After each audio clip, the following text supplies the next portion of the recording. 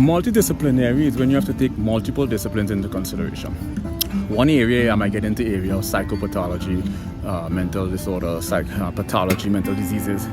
And I might get into key in on areas like, let's say, bipolar, OCD, obsessive compulsive disorder, or let's say bipolar 1, manic, or bipolar 2, hypomania. Now, there's a number of different parapsychological phenomena that is induced, and bipolar is prevalent for that when manic is induced. So I have to take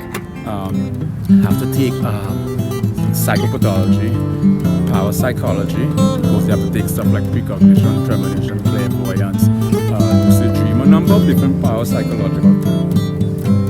80.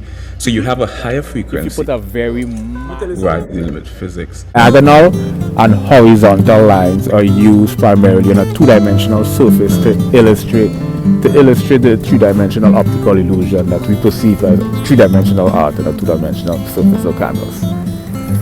There's a lot of diagonal lines.